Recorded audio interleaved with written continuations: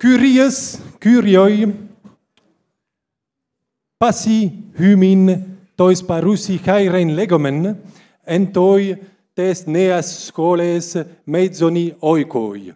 Acroasin et diegesin tu didascalou Stéphanou Fey eutus accuseste. Bonsoir à tous, à toutes et à tous. Bienvenue à Scola Nova. Vous aurez compris ces quelques petits mots grecs et je vous expliquerai en quoi la pratique du grec ancien est pour l'instant d'une actualité brûlante à Scola Nova parmi les élèves et pas seulement.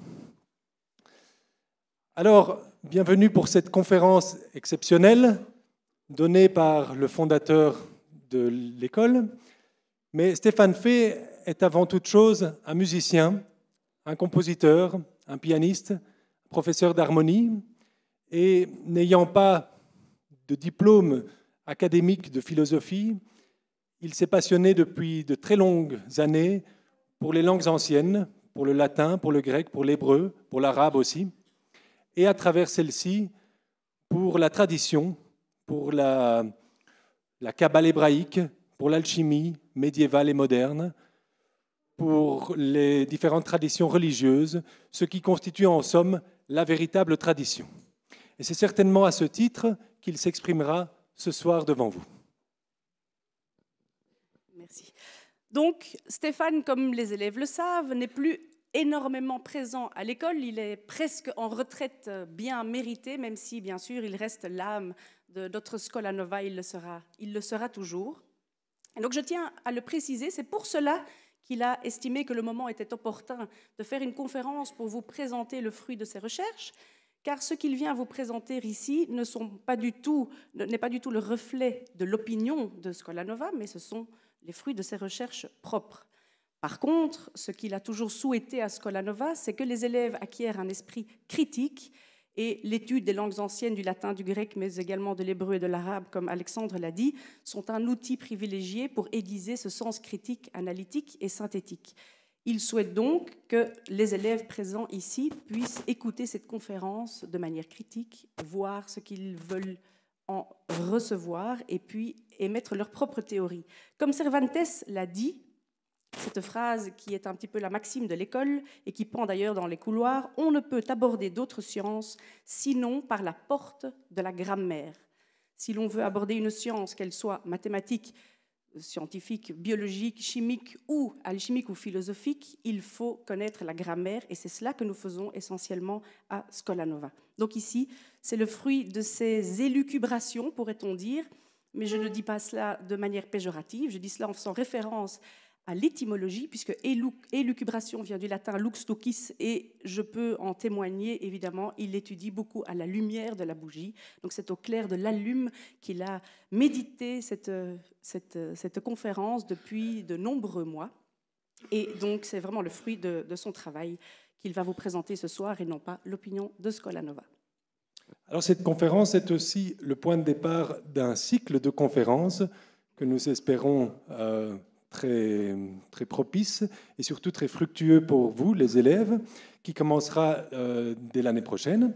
Un cycle où nous verrons des conférences de tout type, très scientifiques, très pointues, plus générales, afin de vous confronter aux adultes, au monde de la pensée en général, et de pouvoir un peu vous sortir de la monotonie de vos professeurs que vous voyez déjà très souvent. Alors, la soirée de ce soir s'articulera en 4 parties. La première, évidemment, la conférence proprement dite. Ensuite, nous vous laisserons tout le loisir de poser de nombreuses questions. En 3e lieu, nous donnerons la parole à l'éditeur de Beya Éditions, qui a rassemblé de très nombreux ouvrages que vous pouvez voir là exposés, qui vous dira sans doute quelques mots peut-être sur le dernier ouvrage, Les Archidoxes de Paracelse. Et en dernier lieu, nous pourrons bien sûr discuter sans aucune forme autour d'un verre, ce qui déliera certainement les langues. Alors pourquoi cette petite introduction en grec, je disais? Eh bien parce que vous êtes tous conviés au célébrissime concours de plaidoirie qui a lieu le 22 mars de ce mois, le jeudi 22, très tôt, à 9h, Et le débat s'articule cette année autour de la question du grec à la Renaissance. Certains parmi vous connaissent l'ouvrage de Jean-Christophe Saladin, La bataille du grec à la Renaissance. Et c'est un ouvrage absolument passionnant que je recommande. Et c'est vraiment l'occasion de découvrir à quel point cette langue, qui avait été perdue pendant peut-être 1000 ans, peut-être même plus, revenait en force depuis la chute de Byzance, c'est-à-dire que les savants grecs arrivaient en Occident. Mais contrairement à ce qu'on pourrait croire, ça n'a pas plu à tout le monde. Et certains humanistes comme Érasme ont vu dans la langue grecque la langue originelle du christianisme et croyaient plaire en publiant une traduction qu'ils jugeaient plus légitime et plus originale. Mais évidemment, d'autres s'y sont opposés. C'était une féroce bataille, je résume un petit peu, entre les humanistes et les scolastiques. Voilà, je ne vous en dis pas plus. Ça, c'est pour le concours de plaidoirie du 22 mars. Tous sont les bienvenus, sauf les jeunes élèves qui doivent encore y participer, qui ne doivent donc pas savoir à quoi ils s'attendent. Voilà, bonne soirée. Nous laissons maintenant la parole aux conférenciers. Merci beaucoup.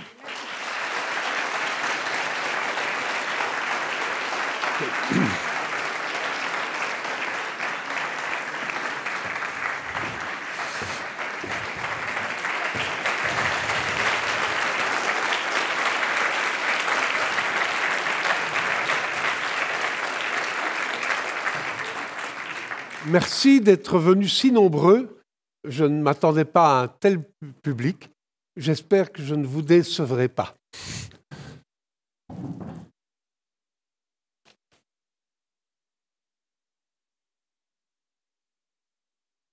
Mes chers amis, mesdames, messieurs, pourquoi ai-je osé, moi qui ne suis pas philosophe, vous attirer ici avec un titre de conférence pour le moins étonnant, rédigé sur un ton de défi? Eh bien, c'est parce que notre temps souffre d'une telle confusion du langage que la plupart des notions se sont affadies avec le temps et certaines même sont devenues non seulement erronées, mais parfois diamétralement opposées à leur sens premier et véritable. Parmi celles-ci, il y a le terme de philosophie. J'en suis arrivé à penser que pour la philosophie, cette confusion langagière constitue un véritable cataclysme, un déluge destructeur quasi irréparable. Pourquoi? Mais tout simplement parce qu'il bloque, à mon avis, toute vocation philosophique chez un enfant ou chez un aspirant sincère qui pourrait ou devrait attendre beaucoup de la philosophie. Je m'explique. Les enfants sont en général curieux de nature. Imaginons un enfant manifestant des dons pour la mécanique. Il peut tout naturellement se diriger ou on peut facilement l'orienter. Il trouvera bien vite des exemples vivants à imiter. S'il s'intéresse à la construction de bâtiments, il observera spontanément des maçons, des charpentiers au travail. Il pourra même parfois mettre déjà la main à la pâte, il fera du mortier, etc. Et il s'assimilera peu à peu à eux.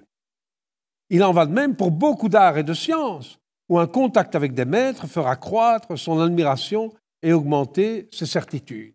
Beaucoup parmi nos enfants ici font de la musique, font du théâtre. Ils savent déjà ce qu'est cette branche. Mais qu'en est-il de l'enfant philosophe qui se pose des questions fondamentales? Lui seul risque de ne trouver aucune réponse à ses aspirations, à ses aptitudes ou à ses désirs. Vous me direz peut-être qu'on pourra le mettre en contact avec des professeurs de philosophie ou un oncle qui enseigne à l'université et qui lui feront lire Heidegger, par exemple, ou Kant ou Hegel. Et moi, je vous répondrai, il n'y comprendra rien. Prenez vous-même le dictionnaire Robert des noms propres et tâchez de comprendre les quelques dizaines de lignes qui sont consacrées à ces philosophes. Elles sont tout bonnement incompréhensibles. Voici par exemple ce qu'on lit pour Heidegger. J'ai choisi Heidegger, j'aurais pu choisir un autre. Voilà exactement ce qui se trouve dans le dictionnaire Robert. Renouveler la signification de l'ontologie fondamentale, tel est le propos de Heidegger. Le problème de l'être, que l'homme est seul capable de poser, nécessite d'abord une phénoménologie de l'existence humaine, une analyse existentielle de ce que Heidegger nomme l'être là, en allemand Dasein.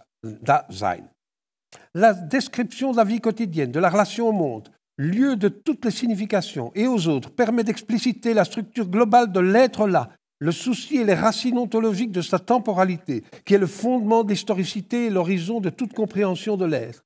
Jeté au monde, entre parenthèses, déréliction, et se découvrant comme pouvoir être, avec trait d'union, entre parenthèses, projet, l'être là peut se perdre dans une vie inauthentique, entre parenthèses, banalité quotidienne, anonymat, fermez la parenthèse, ou accéder à l'existence authentique par l'expérience affective privilégiée de l'angoisse, au cours de laquelle l'étang reflue dans sa totalité, le paysage rassurant de notre agir disparaît. Citation de Munier, révélant ainsi le néant, mais en découvrant de cette façon sa finitude essentielle, son non-être pour la mort, tout ça entre tirets, l'être là s'ouvre aussi au dévoilement, à la vérité de l'être, car l'homme est vraiment homme, non en s'assurant par la connaissance, pensée théorique et l'action, la domination du monde, entre parenthèses, l'étang, mais en sauvant de l'oubli la question de l'être, en se faisant le berger de l'être. Il s'agit donc de nous libérer de l'interprétation technique de la pensée afin de restituer à celle-ci sa dimension originelle qui est d'accomplir la relation de l'être à l'essence de l'homme et de libérer la parole de son caractère usuel, des liens de la grammaire afin qu'elle redevienne poésie, car riche en mérite, c'est poétiquement cependant que l'homme habite cette terre. Fin de citation.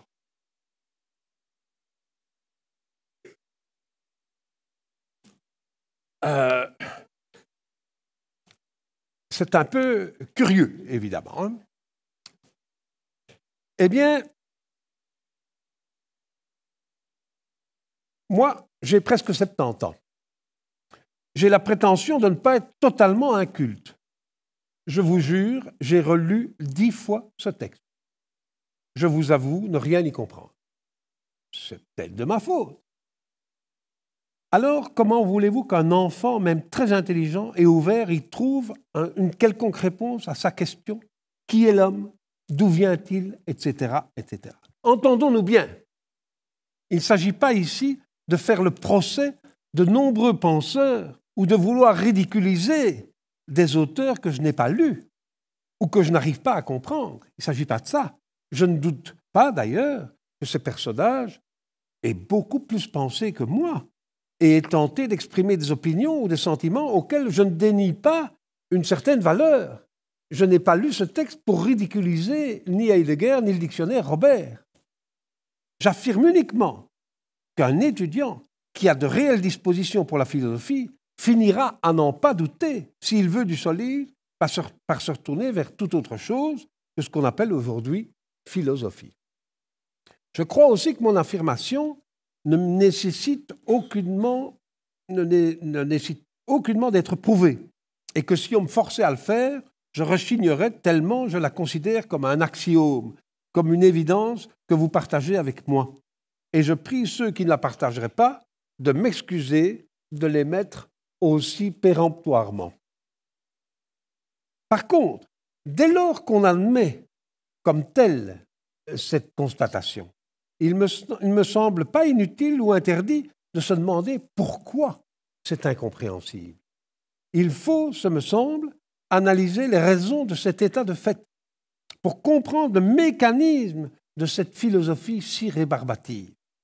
J'y vois, personnellement, des causes intrinsèques, des causes historiques, des causes idéologiques et des causes sociales. Il y en a d'autres aussi, mais je vais essayer de passer en revue succinctement avec vous, si vous voulez bien. D'abord, des causes intrinsèques. Qu'on le veuille ou non, le caractère incompréhensible de la philosophie actuelle doit être attribué à sa nature intrinsèque. Et cela se fait par les philosophes eux-mêmes, qui non seulement profèrent la chose sans sourciller, mais même en éprouvent paradoxalement une certaine fierté. Et le problème ne réside pas uniquement dans la difficulté du jargon employé, comme on pourrait légitimement le croire. Prenons un exemple. Le musicien, comme le marin ou le chimiste, sait parfaitement que son vocabulaire de spécialiste professionnel a peu de chances d'être entendu par un profane n'en connaissant pas les significations. On est d'accord. Mais cela ne signifie nullement que ces propos aient une origine éthérée ou vague et qu'ils traitent des choses non précises ou non mesurables. Au contraire, un dièse, un sabord ou du NaCl pour un chimiste correspondent bien à des notions très précises. Tout au plus, certains pédants pourraient faire montre d'une certaine vanité en utilisant exprès vraiment ces termes de manière répétée devant un auditoire qui n'y comprend goutte et dont ils savent très bien qu'ils n'y comprennent rien. Ça, c'est du pédantisme, mais ça n'empêche que ces termes sont des termes signifiant, se rapportant à des réalités. Mais si c'était aussi le cas ici, on ne se contente pas en philosophie d'employer un jargon inaudible. On se plaît aujourd'hui à définir l'objet même de la philosophie comme infini, comme indéfini, et à affirmer que son but est inatteignable par essence. Cela devrait, me semble-t-il, provoquer le désespoir plutôt que la fierté, ce qui a d'ailleurs été l'état d'âme de certains philosophes de l'absurde. Mais alors, que dire de la déception du jeune candidat à la philosophie? L'enfant futur ingénieur, il voit le pont qu'il pourra construire un jour. L'enfant futur philosophe s'entend dire tout bonnement et très sérieusement que ce qu'il cherche n'existe pas, ou qu'il ne peut pas le trouver. Or, un enfant pose des questions précises et attend des réponses précises. Et on lui répond que le propre du philosophe est justement de chercher toujours sans jamais trouver. Que c'est précisément là la qualité du métier de philosophe. On s'étonnera dès lors qu'il choisisse plutôt le droit ou la médecine. Autre cause intrinsèque, qui découle évidemment de la première. Chaque philosophe crée sa propre philosophie. Et non seulement ça, mais il se voit forcé d'inventer de nouveaux termes ou vocables qui ne seront propres qu'à cette nouvelle philosophie. On a actuellement la philosophie du chocolat, la philosophie du sport, la philosophie du genre, la philosophie des loisirs. On a des philosophies pour tout. On ne saurait mieux décrire ce processus que par la fameuse tour de Babel, où les gens, à force de faire des borborines comme des bébés et des babouins, ont fini par babeler le nom de Dieu en ne sachant plus comment il se prononçait. C'est les barbares. C'est terrible. Le fait de dire « bas » au lieu de « belle », on balbutie. L'étudiant se voit donc obligé d'apprendre telle quelle la doctrine d'un autre quand il va à l'université, qu'il sait par définition et surtout par la croyance au dogme du progrès, n'avoir aucun espoir de survie. Ou bien alors, il se doit d'en inventer une autre avant même d'en posséder la maîtrise.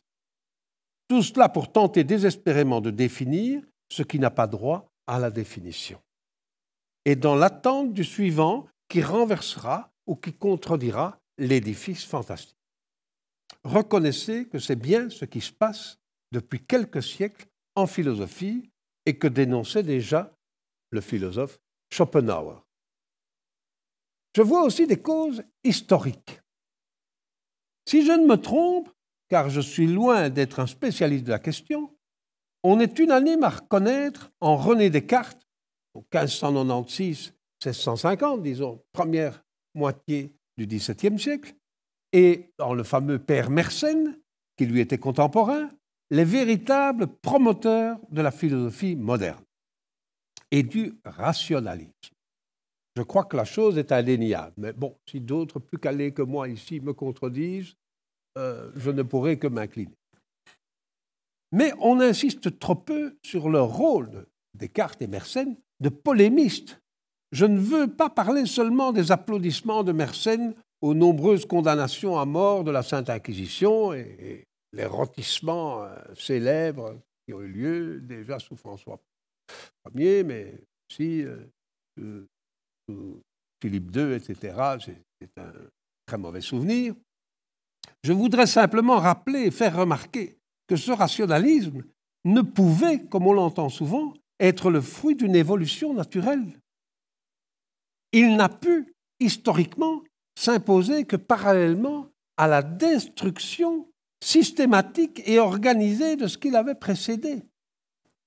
cette œuvre, cette lutte, ou disons le mot, cette propagande, continue jusqu'à nos jours, à tel point que Monsieur Tout-le-Monde s'imaginerait assez volontiers aujourd'hui que ces deux hommes furent les premiers véritables penseurs, les premiers vrais philosophes, avant lesquels, soit on ne pensait pas, ou tout au moins, on pensait très mal et en balbutiant. Pour camoufler cette rupture violente et parfois sanguinaire avec tout le passé, la notion habilement introduite de progrès linéaire de l'histoire, remplaçant la notion cyclique des anciens, venait à point. On avait même, dès lors, le droit de dénoncer les erreurs de Descartes lui-même, à condition de faire mieux que lui, c'est-à-dire d'aller dans le même sens, mais plus loin, en augmentant encore le fossé qui nous séparait du passé. Sans la marche cyclique du temps, qui tôt ou tard ramène le passé, le temps linéaire supprimait toute notion traditionnelle, au cours d'un progrès continu, mais certain. C'est ainsi, pour ne citer que le domaine de l'enseignement ou de l'éducation, que Jean-Jacques Rousseau et puis Bourdieu récemment ne représentent qu'une suite logique et les étapes d'un pseudo-progrès, d'un mieux, aboutissant à la non-transmission actuelle. Jamais vous n'entendrez, dans l'enseignement par exemple, qu'il faut retourner à un état antérieur, puisqu'on progresse. Même quand tout démontre une dégradation historique. Je crois qu'actuellement en Belgique, cette dégradation n'est un secret pour personne. Sans vouloir critiquer qui que ce soit, je ne suis pas ici pour polémiquer, même si j'ai fondé Scola Nova. L'idée de cette continuation entre Rousseau, Bourdieu, etc., n'est pas de moi. Elle est d'un jeune écrivain français, monsieur François-Xavier Bellamy. Je crois qu'on peut... voilà. Les Déshérités, qui l'a admirablement démontré dans son livre « Les Déshérités ou l'urgence de transmettre ». En résumé, on a occulté une cassure nette et irréversible sous le couvert d'un progrès lent et continu présenté comme naturel. Les causes sociales, maintenant. L'histoire de cette évolution de la philosophie nous amène ainsi à examiner des causes sociales de ce que nous pourrions appeler cette offre si peu alléchante pour les jeunes dont nous parlions au début de la conférence. Le rationalisme a, de manière indubitable, semé un doute. Ce doute s'est multiplié, s'est étendu dans tous les domaines de la pensée, dans les arts, dans les sciences, dans les lois. La Révolution française elle-même fut, semble-t-il, en grande partie une conséquence logique de ce processus. Pourquoi conserver des structures, des arts, des croyances, des coutumes qui ne reposent sur rien? La chute de l'Ancien Régime va amener, conjointement avec le développement de la machine, l'obligation d'innover et de se débrouiller sans aucune référence aux anciens systèmes, dont on finira, même parfois, par oublier l'existence. Pour ne parler que du métier de musicien que je connais bien, puisque je l'ai exercé toute ma vie comme professeur au conservatoire, je rappelle que 80% des musiciens se sont retrouvés à la Révolution dans un chômage atroce. Ils ont crevé comme des mouches, puisque un tiers des biens appartenait auparavant aux nobles, qui finançaient des orchestres et des compositeurs, et un autre tiers appartenait à l'Église, dont chaque chapelle entretenait de nombreux interprètes, chanteurs et créateurs. Il faudra attendre un siècle pour que naissent enfin les conservatoires, dont le nom indique assez bien qu'il s'agissait d'une tentative de conserver ce qui restait d'une tradition désormais perdue. J'en veux pour preuve ceux que l'on nomme actuellement, parfois avec sourire, les baroqueux, mais qui s'efforcent de retrouver dans les livres de l'époque la manière ancienne de jouer la musique que les flonflons romantiques avaient enterrée. Mais ces musiciens se sont aussi sentis abandonnés philosophiquement. Les livrets d'opéra, par exemple, ils traitaient anciennement d'Orphée, de Didon aîné, tous des thèmes traditionnels. À partir du moment où il y a progrès et que les musiciens sont livrés à eux-mêmes, ils doivent innover à tout prix, avec d'ailleurs parfois un grand génie, je ne le nie pas, mais sans tradition ancestrale.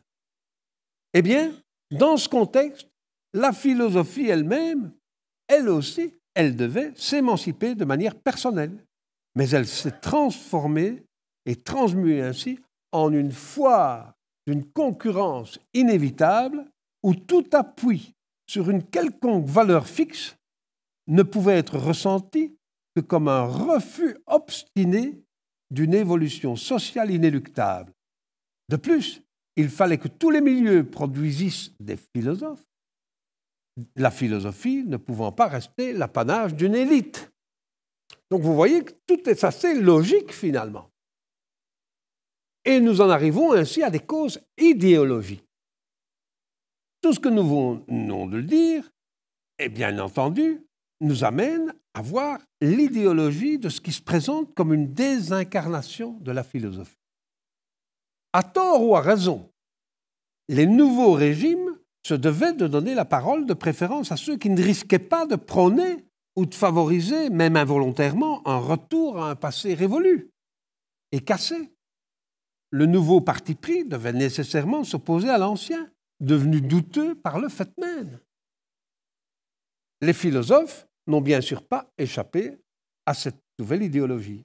Et le simple fait d'avoir été formulés dans le cadre de l'ancien régime a mis en cause ou à l'index une quantité de pensées qui n'avaient peut-être aucune intention de soutenir cet ancien régime.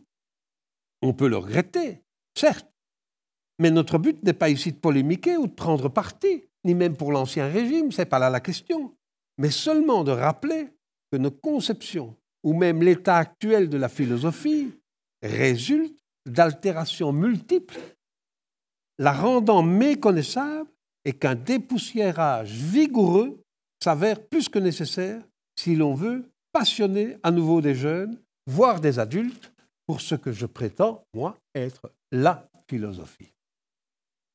Tout ce préambule, j'espère que je ne suis pas trop compliqué, pas trop long. Les jeunes suivent. C'est un peu difficile. Ça va devenir un peu plus facile, je crois. Tout ce préambule n'a visé qu'à ébranler certains préjugés, avec l'espoir de vous faire apparaître les choses sous un autre jour. En gros, je vais tenter, sans être sûr de réussir, de vous faire envisager une hypothèse qui pour moi est devenue une quasi-certitude, une quasi-évidence. Elle me passionne et la voici. Et si, au contraire, la philosophie était une science très précise, aujourd'hui perdue? Ça change tout, évidemment. Vous allez me dire, et je comprendrai très bien, il est facile d'émettre une opinion personnelle opposée à l'avis unanime. C'est original, certes, mais sur quelle base allez-vous étayer une telle incongruité? De plus, il est bien connu que les paranoïaques sont convaincus que tous les autres hommes sont fous, à part eux-mêmes. Donc, je comprends. Je reconnais que cette liberté de penser autrement que tout le monde ressemble un peu à celui qui a trouvé le vrai remède contre le cancer et que personne ne veut croire. Je suis d'accord. Mais justement, l'argument du nombre, l'argument démocratique par excellence, je ne le rejette pas du tout. Au contraire, je ne suis pas seul. Et la grande majorité de nos ancêtres étaient aussi paranoïaques. Voilà le problème. En effet, si vous vous donnez la peine d'étudier la question, vous arriverez probablement, comme je l'ai fait, à une découverte surprenante, et la voici. Il fut un temps, et pas si révolu qu'on ne croit, où tout le monde, ou presque, était certain, à tort ou à raison, je m'empresse de le dire, qu'il n'y avait qu'une seule philosophie, et qu'on appelait philosophes les seuls connaisseurs de cette science. Cela, on ne le dit plus beaucoup, voire jamais aujourd'hui. Et l'unique arme employée lorsque quelqu'un le fait remarquer, c'est le dénigrement, la moquerie, voire l'injure et le mépris. Très peu souvent, des arguments. Un peu comme si l'on craignait dans cette voie de s'enliser. On commence comme ça, mais on ne sait pas où ça va s'arrêter. Lisez ou relisez dans cette optique les auteurs qui ont précédé Descartes, et même certains qui l'ont suivi, mais surtout ceux de l'Antiquité. Et vous serez obligé d'admettre que le doute n'existait absolument pas pour eux sur cette question. Ce qui est proprement incompréhensible et incroyable n'est nullement ce que je viens d'affirmer. Ce qui est inouï, c'est qu'on soit parvenu à croire unanimement le contraire, en dépit de l'évident.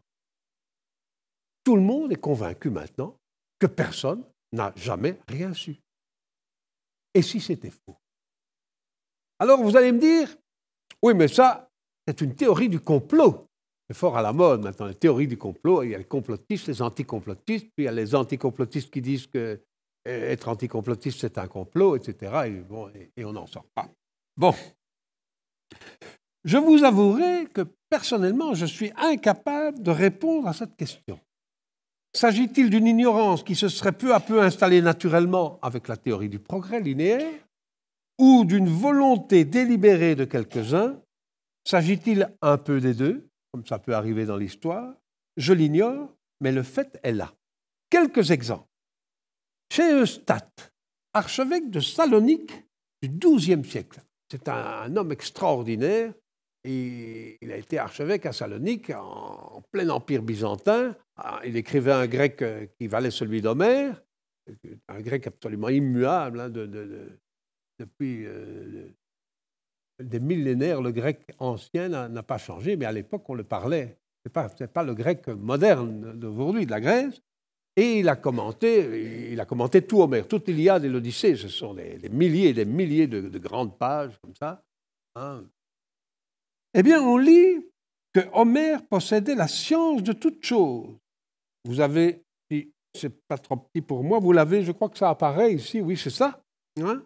Ginetai de to aeidein ectes a epitaseos kaitu eido to gignosko. Donc le mot aed, le fait de connaître, vient de a qui non pas a privatif, mais eido connaître. Et donc, il dit que toutes les philosophes, ils avaient la science de toutes choses, et que le mot aed, chantre, poète, signifiait celui qui a la science infuse. Et il dit d'ailleurs que le gardien de Clytemnès, qui était un aoidos, savait tout. D'ailleurs, le mot science infuse, ce n'est pas moi qui l'ai inventé. Infuse, ça veut dire verser dans l'oreille. Tous les grands poètes ont dit que la Vierge Marie avait été conçue pas comme les autres femmes, mais par l'oreille. Elle avait entendu un beau parleur qui était l'ange Gabriel. Puis ça a donné 2000 ans de civilisation chrétienne. Bon, par exemple, c'est qu'un exemple dans le domaine chrétien. Or, manifestement, les anciens ne lisaient pas Homère comme nous le faisons, nous. Leur préoccupation n'était pas littéraire au sens où nous l'entendons aujourd'hui. On consultait le texte d'Homère comme une révélation divine. Même saint Clément d'Alexandrie, qui est un père de l'Église, qualifie l'œuvre d'Homère de Bible des Grecs. Il cite toujours Homère comme un texte révélé. On en tirait ce qu'il fallait en médecine, en arts militaires, en géographie, en politique, en théologie, en métallurgie, en architecture, en astronomie, en anatomie, en chirurgie, que sais-je. C'était le code de toute vérité. Exactement comme actuellement, pour un musulman, le Coran contient toute la science infuse. Et puis, ça se dégrade au fur et à mesure que les disciples s'éloignent et en connaissent de moins en moins. Il en va de même pour Virgile. Le Moyen-Âge chrétien le reconnaissait comme prophète chrétien. Il y a d'ailleurs 2 ouvrages qui s'appellent la Christiade. C'est l'Évangile raconté en demi-vers de Virgile, en hémistiche. Évidemment, Satan ne s'appelle pas Satan, il s'appelle Pluton, mais ce ne sont que des textes de Virgile. Tout l'Évangile raconté avec un texte de Virgile. Or, Virgile est parti de ce monde quelques 20 ans, en 19, je crois exactement, avant Jésus-Christ, avant la naissance de Jésus-Christ. Et il était prophète chrétien. Rien tout de même.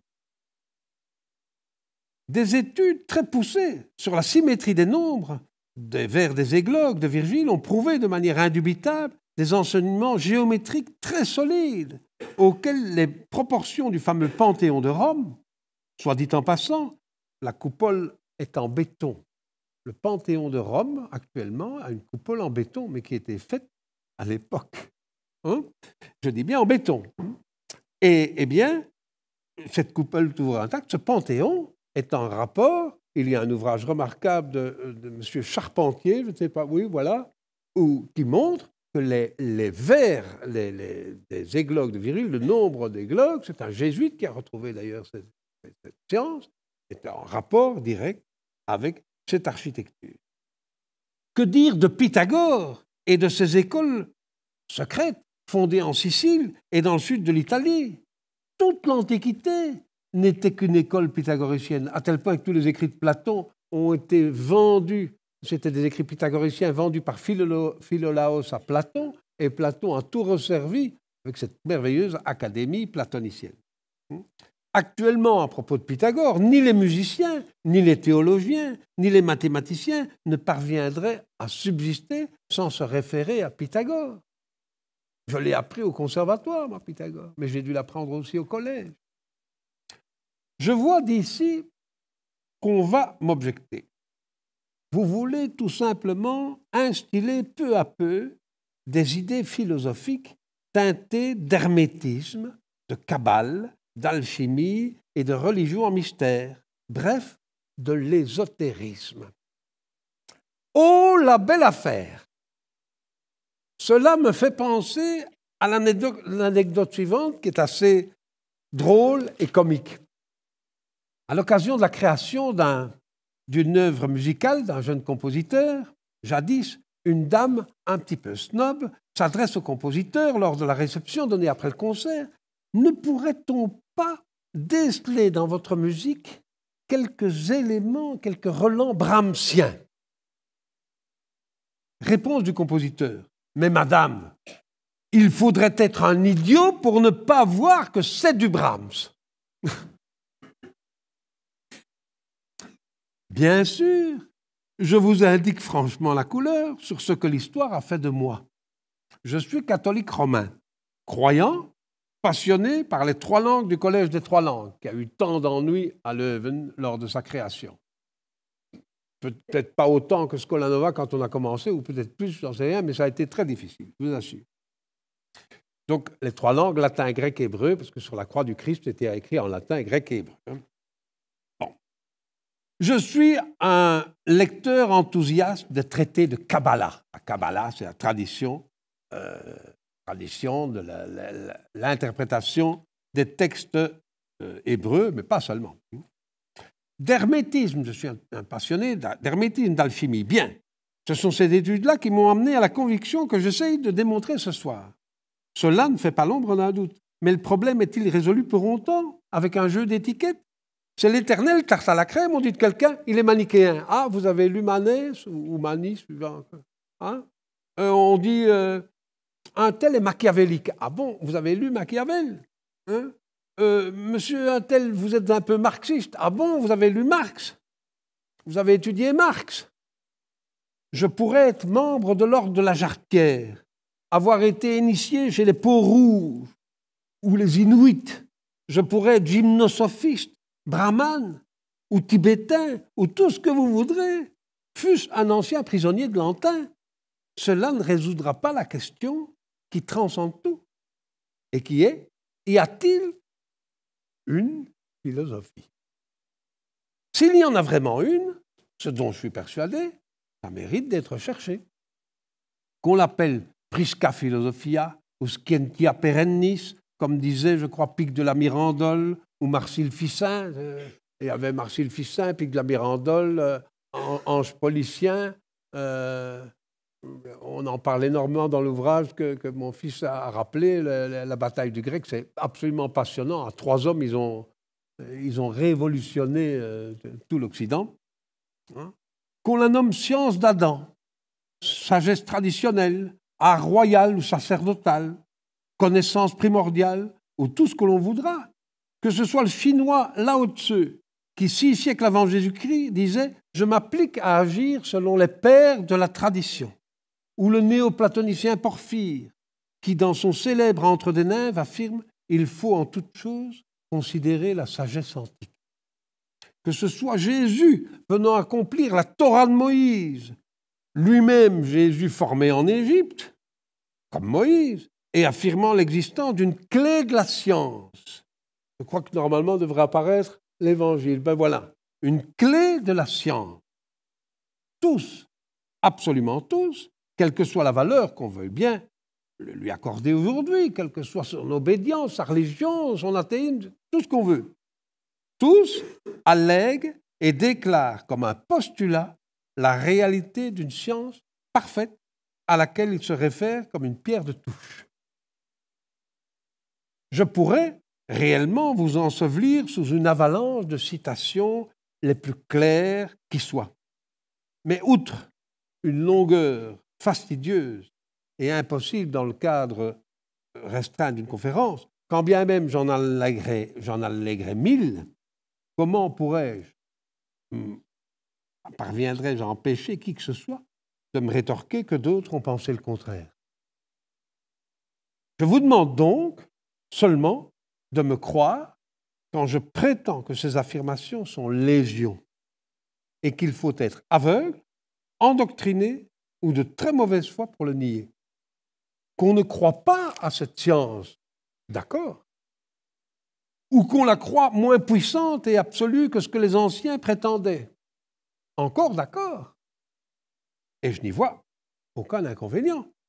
Chacun a ses croyances. Que l'on affirme en revanche que la toute grande majorité des anciens n'y croyaient pas et n'affirmaient pas son existence, là, non seulement je ne suis absolument plus d'accord avec une telle contre-vérité historique, mais je penserai à l'instant qu'il s'agit là d'un lavage de cerveau et il faudrait de gros efforts et beaucoup de peine pour me faire changer de position et me convaincre. Tout ça me vient de mes lectures. C'est la conclusion de mes lectures. À force de les lire, je me dis, mais il y a une chose dont on ne parle jamais. On parle de ces anciens comme si c'était des gens comme nous, mais un peu différents. Non, ils étaient vraiment différents. Ils étaient sur ce plan-là absolument différents de nous. Mais bon, la question, c'est moi-même, arriverai-je à vous convaincre? C'est ça le problème. Quoi qu'il en soit, pour pouvoir m'avancer vers mon but, je reprends maintenant les 2 points essentiels de mes propos. Et je vous prie à nouveau de m'excuser s'ils sont péremptoires. 1. La philosophie actuelle se présente comme une interrogation continuelle, sans réponse, évanescente et multiple. Elle s'avère peu attrayante, tout au moins pour le jeune candidat qui voudrait l'approcher pour en obtenir des convictions. 2. La philosophie des anciens, au contraire, s'offre en tant que science précise, une, solide et fixe. Bref, comme le fondement de référence sur lequel se base toute connaissance, même si elle se divisait en de multiples ramifications dans tous les secteurs de la vie des hommes. Cette antinomie que je prétends, moi, insoluble entre ces 2 positions que j'appellerais la moderne et la traditionnelle, m'avait travaillé l'esprit dès ma jeunesse, mais de façon plus ou moins claire ou plus ou moins floue. Je me souviens qu'à l'université, où je n'ai pas séjourné très longtemps, quelque chose de paradoxal me titillait intuitivement, mais de manière récurrente, et ce, dans la majorité des cours, dans tous les cours. C'était leur brève introduction historique en ce qu'on appelait à l'époque la première Candie. Elle était pourtant, et partout, si semblable, si unanime, si conforme, si uniforme. Je vais vous la résumer de façon un peu caricaturée, simplifiée et raccourcie, je l'avoue, mais pourtant bien réelle. Si vous avez une bonne mémoire et que vous avez été aussi en première Candie, surtout à l'époque, vous ne pourrez pas, je crois, en nier le fond, mais seulement la forme. En effet, que ce soit en psychologie, en sociologie, en critique historique, en économie, physique, chimie, biologie, médecine, et même en étymologie, on nous rabâchait à peu près la même chanson que voici. Moi, je me souviens très bien, c'était du genre on trouve dans l'Antiquité des embryons de notre science. Bon, évidemment, il faut comprendre que c'était un peu mélangé à la philosophie, à la superstition, à l'astrologie, à des croyances. C'était difficile pour eux de se dégager d'une... Enfin bon, c'était assez difficile, mais enfin, il y avait quand même quelques philosophes qui essayaient de montrer que, et alors si c'était un sociologue qui parlait, que quand même les civilisations, les sociétés avaient des lois. C'était un psychologue, que l'âme humaine avait ceci, mais c'était très difficile à cause de tous les préjugés, c'était très peu clair. Alors après, il y a eu les invasions germaniques, alors là, nous trouvons au Moyen-Âge monsieur un tel qui a fait des recherches, et là, évidemment, ça nous fait un peu sourire aujourd'hui, n'est-ce pas? Vous comprenez, c'était quand même, c'était pas aussi avancé que nous, c'était pas des primates, mais enfin, ça avait évolué, mais enfin, ça nous fait sourire, mais c'était quand même déjà première intention où on voit vraiment que se dessine quand même une tentative. Mais évidemment, bon, puis alors, nous arrivons à la Renaissance où là vous avez 3-4 noms qui brillent et qui, évidemment, sont un peu condamnés par leur époque parce qu'ils étaient en avance sur leur époque. Mais alors, il faut attendre le XVIIIe siècle, le milieu du XVIIIe siècle, où à ce moment-là apparaît monsieur un tel, qui a enfin dégagé la science de tout ce fatras et qui a porté cette discipline au niveau de la science merveilleuse que moi, monsieur le professeur un tel, je vais avoir l'honneur de vous enseigner. Je m'excuse pour la caricature, mais vous devrez reconnaître que c'est un peu ça tout de même.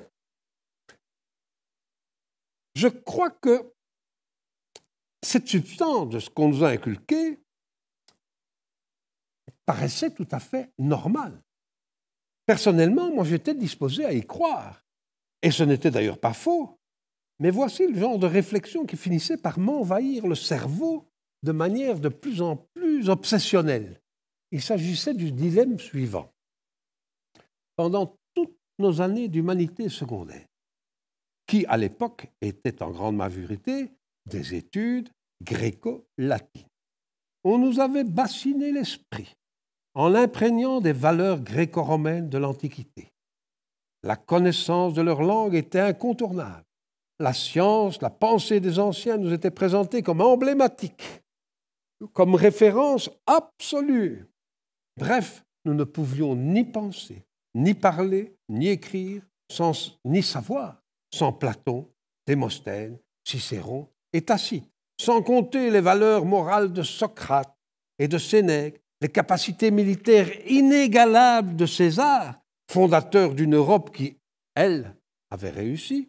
Ce n'était pas comme une mayonnaise qui ne prend pas, maintenant, cette espèce d'Europe qui ressemble à un pare-brise, qui a reçu un pavé, qui se dit un Kosovo, Monténégro, Slovaquie, Slovénie, région wallonne, région bruxelloise, région flamande. Hein, on appelle ça une Europe, mais enfin, bon, Jules César, c'est fait. Bon, enfin, bref, César, c'était quelqu'un de très bien pour nous. Les chefs-d'œuvre de l'architecture de Phidias, la poésie parfaite de Virgile, les géniales inventions d'Archimède, les théorèmes d'éternel de Pythagore, bref, tout venait de se passer si glorieux que l'on nous avait transmis fidèlement et de manière filiale. Celui Attus, que je reconnais dans tout cela, cet enseignement sublime et profondément païen nous était parvenu par le biais des chrétiens qui en assuraient la valeur incontestable tout en prétendant l'avoir renversé à bon droit. Mais bon, sur cette question, on nous fournissait des explications qui pouvaient être admises comme plausibles. Ça collait, ça tenait. À part cela, tout concordait parfaitement et nous étions très fiers d'être savants. Ça, c'était en sortant d'humanité. Et voilà qu'à l'université, patatras, tout commençait au XVIIIe siècle, où l'humanité avait subitement crevé le plafond. Et avant cela, on ne trouvait de nos merveilles actuelles que des embryons qui n'avaient plus besoin d'être enseignés. Pour reprendre une belle expression à la mode dans les milieux d'y pensants, tout cela se rapportait à l'âge fétichiste de l'humanité, qui faisait suite à une préhistoire quasi animale. Et je n'exagère pas, tous nos modèles anciens, tant vantés pendant nos études secondaires, n'étaient que sauvages naïfs, dont quelques-uns, un peu meilleurs que les autres, ne méritaient en tout cas plus une seule chaire à l'université. Il fallait être logique. Si tout ce qu'on nous avait inculqué auparavant n'avait vraiment qu'une valeur historique ou archéologique, pourquoi diantre y avoir tant insisté? Par mode, par snobisme, par une petite nostalgie sensible, par un simple pincement au cœur envers des ancêtres devenus parfaitement ridicules et inutiles, infantiles ou même parfois inexistants. Ils étaient légendaires. Je vous avoue sincèrement que ce déchirement ébranlait régulièrement mon équilibre. J'en ai pas l'air à l'instant, mais réellement, ça me rendait malade. Tantôt, plein d'enthousiasme juvénile, j'aurais glorifié mon futur déjà présent, en larguant allègrement ce passé si encombrant, pour vivre ma vie d'homme moderne, et tantôt mu par un sentiment d'amour et par l'admiration intuitive de mes aïeux, j'aurais craché sans scrupule sur mon époque et brûlé le livre qui faisait fureur alors, vous en souvenez peut-être, Le grand espoir du XXe siècle de Jean Fourastier, qui nous expliquait qu'il n'y aurait rien de moins industriel que ce qui sortirait de la révolution industrielle. Bien. En d'autres mots, je n'arrêtais pas de ruminer, mais si ce que mes nouveaux maîtres m'enseignent est vrai, pourquoi diable m'avoir enquiquiné avec tant de choses qui n'ont plus aucune raison d'être? Ce sont d'ailleurs des choses que nous entendons encore de temps en temps à Scuola Nova, mais au fait, le latin, ça sert à quoi? Je m'empresse de dire tout de suite, les élèves le savent, que je leur dis ça ne sert à rien, puisque nous ne sommes esclaves de personne. Parce que servir, si nous servons, nous sommes des esclaves. Servire en latin, c'est esclave. Donc, nous sommes des hommes libres. Enfin bon, ce n'est pas toujours une réponse qui les satisfait. D'un côté, donc, je me retrouvais avec un passé glorieux, inutile, et de l'autre côté, un présent et un futur triomphant qui s'appelle le progrès. Que choisir? Le deuxième, sans aucun doute. Il faut vivre avec son temps. Sans aucun doute, vraiment. Juste avant ma naissance, 2 guerres mondiales les plus atroces qu'on ait jamais connues sur Terre. La bombe atomique. Des missiles partout ensuite, pendant la guerre froide. Le tiers-monde crevant de faim. Mais aussi, il faut le dire, les greffes du cœur, les antibiotiques, la conquête de la Lune et les autoroutes. Autre contradiction très interpellante. Si c'était vraiment un progrès continu de la pensée qui nous avait amenés insensiblement et sans fracture à l'éclosion de toutes ces nouvelles et récentes sciences universitaires, comment expliquer que ce grand envol ait eu lieu juste après la Renaissance qui, on ne peut le nier, était entièrement tournée vers l'Antiquité? On redécouvrait les chefs-d'œuvre des Romains et des Grecs, et même des Égyptiens. On les traduisait, on les recopiait, on imitait tout chez eux. L'architecture, la mécanique, la dissection des cadavres, qui n'était absolument pas une découverte de Vézal, les Égyptiens le faisaient, on a retrouvé. Les découvertes de Tycho Brahe, on a découvert maintenant que c'était des traités arabes ou persans qui ont été retraduits. Donc, très, très étonnant. Et la politique, par exemple, il y avait le Kaiser, le tsar, n'était quand même que des Césars. Le Kaiser, le tsar, c'est quand même tsar, c'est César. Erasme avait publié en latin dans toute l'Europe. Et ce seraient ces gens-là qui, par une lente maturation progressive, seraient arrivés naturellement à l'idée de tout renier. Allez, allez. À qui le ferait-on croire? Eh bien, nous l'avons cru et nous le croyons encore. Et voilà ce qui me torturait réellement à l'époque. Et je suis sûr que je n'étais pas le seul à ressentir le poids intolérable de cette énigme que personne ne semblait pouvoir ou vouloir résoudre. Il est clair qu'aujourd'hui, on l'a résolue, cette énigme. On a logiquement et sciemment bazardé et envoyé aux oubliettes ces fameuses études gréco-latines si encombrantes pour l'installation du progrès perpétuel mondial économico-producteur. En effet, seules ces études anciennes avaient généré mes questions et celles de mes contemporains. Aujourd'hui, le problème ne se pose plus. On survit en ayant largué cette question. Mais la vérité philosophique dans tout cela. Revenons donc à mes problèmes antédiluviens des années 1970. Voici l'hypothèse que j'ai formulée pour me sortir d'embarras et que je propose aujourd'hui.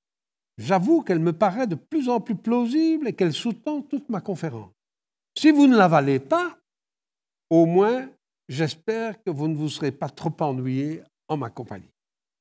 Toutefois, j'espère quand même, et aussi ouvrir quelques horizons nouveaux à certains. Voilà l'hypothèse que vous avez certes déjà devinée, que j'ai déjà exprimée, mais je vais la réexprimer maintenant plus clairement. Et si plutôt que d'accuser les anciens de s'être tous trompés dans un obscurantisme infantile, c'était plutôt nous qui avions témérairement, et peut-être même avec bonne foi, tout tenté pour abattre leur édifice. Faites, s'il vous plaît, je vous le demande, un petit effort d'imagination et admettez, même sans y croire, cette hypothèse. Supposez-la vraie.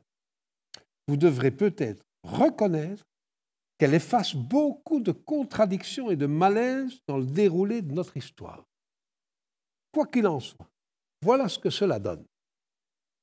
Les anciens possédaient la science philosophique, source de toutes les autres. Et nous l'avons perdue. Nous l'aurions perdue, car vers le XVIIIe siècle, se serait finalement imposé, disons le mot, un nouveau type d'homme, je ne vais pas dire une nouvelle race d'hommes, parce que je ne veux plus dire des choses pareilles, je comprends, je suis d'accord d'ailleurs, mais un nouveau type d'homme qui, sous le couvert des Lumières, ont étendu des ténèbres de plus en plus opaques sur le monde. Leur parfaite réussite expliquerait en une fois la série des malheurs des 2 siècles maudits, les 19e et 20e siècles, remplis de machines infernales et destructrices, ainsi que l'immense désarroi d'un monde instable, devenu relatif dans tous les domaines, la dissolution des nations, l'abandon de toutes les valeurs que l'on croyait sûres, sans compter ce qui risque encore de nous tomber sur la tête, car le monde, on ne peut le nier, est inquiet aujourd'hui, comme devant le silence qui précède un grand orage, un peu comme dans la pastorale de Beethoven. Puis à un moment, ça tombe. Mais bon, c'est une hypothèse, et affirmer n'est pas prouvé. Essayons néanmoins de l'étayer quelque peu, cette hypothèse. Voyons quelques textes qui, je l'espère, susciteront votre curiosité et vous intéresseront, que vous ayez admis l'hypothèse ou non, auquel cas je ne vous en voudrais certainement pas. 14 ans avant la Révolution française, apparu à Londres, mais en français, un ouvrage étonnant. Il est anonyme, mais on a récemment découvert que l'auteur en serait un certain Bebesco. Pratiquement personne ne connaît cet ouvrage. Il est magnifiquement édité, et vous le voyez ici. Vous voyez, les mystères du christianisme approfondis radicalement et reconnus physiquement vrais. Je ne sais pas si c'est assez grand que vous puissiez le voir. Les approfondis radicalement et démontrés physiquement vrais. C'est un curieux langage. Ce n'est pas un langage de théologien, ça. Hein? Et on prétend prouver par la physique des mystères, donc des dogmes, enseignés habituellement comme impossibles à comprendre par la raison. En soi, la chose est assez déconcertante, mais il faut tout d'abord donner un petit mot d'explication. Le mot physique vient du fond de l'Antiquité grecque. Comme du reste, la plupart des termes scientifiques modernes, la physique actuelle n'a rien à voir avec celle des anciens. Le terme vient du verbe phuein, qui veut dire croître, pousser. Il signifie la science des choses qui croissent, qui naissent. Sa traduction latine est natura, du verbe nasci, naître. C'est ce qui la science des choses qui sont prêtes à naître. On pourrait dire, avec toutes les réserves nécessaires, que cette physique des anciens serait plus proche de notre biologie actuelle, et encore, et encore. Ce qui est absolument cocasse chez cet auteur original, c'est qu'il affirme que toutes les dissensions entre chrétiens proviennent de leur méconnaissance de la science traditionnelle. Il se propose non seulement de les réconcilier tous par des preuves scientifiques, mais aussi de faire disparaître à l'intérieur même du christianisme le parti des incrédules. Comment? En donnant la clé des mystères et hiéroglyphes égyptiens. Ça, c'est quand même cocasse. Voilà qui étonne quand même. Ne trouvez-vous pas? Par parenthèse, ceux qui douteraient encore de l'origine égyptienne du césaropapisme chrétien, je les mets au défi de trouver dans le Nouveau Testament la moindre allusion à la tiare ou à la crosse du pape. Par contre, observez un pharaon comme Toutankhamon et vous les y trouverez réunis. Aux pages 24 et 25, notre auteur expose avec humour l'ignorance de ce qu'est et contient la révélation.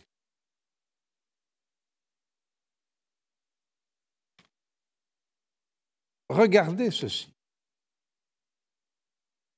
Je crois qu'on... Voilà. Je prie mon lecteur... Attendez, je vais voir. Oui, c'est bien ça. Je prie mon lecteur de réfléchir que comme le mot latin « velare » signifie « voiler », de même « revelare » doit nécessairement signifier « revoiler » ou « voiler de nouveau ce qui aurait déjà paru sous un voile primitif. » Partant, c'est une erreur de fait à nos auteurs modernes de vouloir, par leur traduction française du terme latin « revelatio », lui attribuer une signification directement opposée à celle que la dérivation du latin lui rend propre. L'on doit d'ailleurs comprendre que sans offenser de propos délibérés la raison et le bon sens, on ne peut envisager, dans les révélations théologales qui sont contenues au livre de Moïse, des prophètes ou des évangélistes, aucun dévoilement des choses divines, puisque les grandes vérités que leurs textes sacrés nous enseignent y demeurent obscurément cachées pour le commun des hommes. Et, que dis-je, pour le commun des hommes, nos plus fameux théologiens d'aujourd'hui conviennent franchement qu'elles sont impénétrables pour eux. Il est vrai qu'ils ne parlent et ne pensent ainsi que parce que le fondement de leur savoir théologique est la scolasticité. La scolasticité, c'était tout l'enseignement latin basé sur un Aristote qu'on ne traduisait pas en grec, hein, mais qui avait fait tout l'enseignement des dominicains et des franciscains, etc. Je ne vais pas entrer dans tous ces détails. Bien. À la page 45 du même ouvrage, vous pourrez constater que mon hypothèse était clairement partagée par Bébescourt. Nous sommes au moins deux dans notre paranoïa, lui et moi. Hein? La page 45, je ne sais pas si vous le voyez. Oui. Les idées singulières des écoles. Où est-ce que... Attendez. Oui. Les idées singulières que l'on nous a données dans les écoles ont tellement égaré l'esprit de la plupart des hommes qu'aujourd'hui l'on prostitue la qualité de philosophie sans le moindre discernement. On la donne d'abord à des auteurs de systèmes dont les ouvrages pèsent par défaut d'assiette ou de sol fondamental, en sorte que malgré qu'ils soient bien dits, lumineux même et profonds dans leur genre, ils ne peuvent exactement servir qu'à scolastiser sur les rotations diverses de plusieurs globes éloignés du nôtre et sur les attractions, répulsions diverses, etc. Diversement, voilà, je crois que... Alors, il dit un peu plus loin, je me perds un peu dans mes citations, les pages 49 à 51 se passent de tout commentaire. Regardez, par exemple. J'ajouterai que ceux qui traduisent le mot grec sophia par sagesse n'ont pas senti parfaitement l'expression latine sapientia, par laquelle il est fidèlement rendu. Sapientia sort du verbe sapio. Il exprime l'art de savourer la substance des choses. Et ce n'est point là ce que nous entendons par notre sagesse, dont il n'est pas du tout question dans le nom grec philosophia. En veut-on une seconde preuve? Elle est dictée à tout le monde par le seul bon sens. Chacun de nous sait que les anciens philosophes furent des savants et que la philosophie fut réellement une science. Vous vous rappelez ce que Eustade disait? Il ne fait que le confirmer.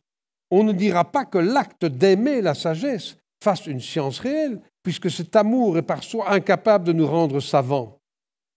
Et donc il dit philosophia, ce n'est pas la sophophilia. On met le génitif d'abord. Ce n'est pas l'amour de la sagesse. Et il va dire, c'est un verbe qui permet d'avoir une connaissance, sophia, habileté manuelle même, la connaissance d'un filtre, d'un sel, qui est un lien d'amour universel de l'art des filtres, philéo, de l'amour. C'est la connaissance expérimentale de l'amour par les sens. Ça devient intéressant. Eh bien, il dit la connaissance de l'amour inné dans les êtres, de cet aimant ou aimantine attraction que le Créateur inséra dans le sens de la nature, afin de perpétuer la durée révolutive de ses productions diverses, s'annonce de soi-même pour devoir être une science très vaste, très profonde et très difficile à posséder éminemment. Or, voilà celle des philosophes. Quelqu'un objectera que Voltaire, qui a écrit sur la philosophie, doit la connaître, que cet auteur célèbre en interprète le nom, l'amour de la sagesse. Je le sais, mais il n'en résulte d'autres preuves, sinon que Voltaire lui-même, ce génie heureux, si fécond en idées également nerveuses et brillantes, si admirable en sa manière toujours neuve, toujours riche de les exprimer, si révolté contre les préjugés qui lui ont paru offenser la raison, n'a jamais réfléchi sérieusement, ni sur le nom grec philosophia, ni sur la vraie consistance des écoles, desquelles seul il a pu tenir cette vicieuse interprétation. De là, il me permettra bien de conclure que son traité sur la philosophie ne doit avoir nul rapport avec la science que les anciens ont caractérisée par ce nom, à laquelle il est constant qu'il ne s'appliqua jamais. C'est plein d'humour, il faut reconnaître. Et alors, l'auteur va parler aussi des belles lettres. Alors là, il est extraordinaire. J'étonnerai bien davantage mon lecteur si, après lui avoir prouvé que la philosophie n'est nullement comme des savants de notre siècle, connus des savants de notre siècle, j'ajoute qu'ils ne sont pas plus versés dans les lettres et que c'est uniquement par un langage scolastique qu'ils se prétendent des gens lettrés. La preuve suit. Les lettres expriment naturellement par leur nom les figures littérales qui nous servent à coucher sur le papier les mots d'une diction. Je vois que nous apprend dans l'enfance à en distinguer les caractères, à les assembler et à prononcer les mots qu'elles composent, précisément comme on instruit des perroquets. Par le résultat de cette méthode des écoles, il arrive que personne ne s'avise plus de réfléchir sur la forme de chaque lettre. Vous voyez l'allusion aux hiéroglyphes, évidemment. D'en rechercher la signification, d'en concevoir radicalement les beautés. Ce sont pourtant les beautés incluses dans leur forme qui les ont fait nommer au juste de tous les titres les belles lettres. Et c'est ce qu'il semble que tout le monde ignore aujourd'hui. Bon, cet auteur, si vous lisez ce livre, vous serez mort de rire parce qu'il a l'audace, dès qu'il vous donne un mot latin, d'en faire une étymologie araméenne. Quand il vous donne un mot hébreu, il en donne une étymologie grecque. C'est absolument extraordinaire, mais tout colle. Ça, c'est absolument inouï. Rien que pour cela, c'est un livre qui mérite absolument d'être lu et on attrape véritablement des fous rires en le lisant. Voilà, ces exemples concernaient la physique. Mais qu'en est-il alors de la chimie ? Là, les traités d'alchimie abondent par milliers depuis l'Antiquité. Depuis l'Antiquité égyptienne jusqu'à nos jours. Je crois que plus personne ne l'ignore aujourd'hui, notamment depuis qu'en 1984, le Crédit communal de Belgique, actuellement en Banque Belfius, a publié un volume très savant sur la question. À l'époque, je crois qu'il est encore en vente maintenant chez Belfus, l'alchimie. Hein, ça a été rédigé avec une richissime iconographie par Jacques Van Lennep, qui était attaché au Musée royal des Beaux-Arts et professeur à l'Académie royale. Cette publication allait de pair avec une remarquable exposition au passage 44 à Bruxelles. Certains s'en souviennent peut-être, c'est en 1984, c'est extraordinaire. Depuis lors, beaucoup de gens ont dit « mais je ne savais pas que nos bibliothèques étaient truffées de tant de traités d'alchimie », dont certains remontent à la bibliothèque d'Alexandrie, qui a été détruite en partie par Jules César.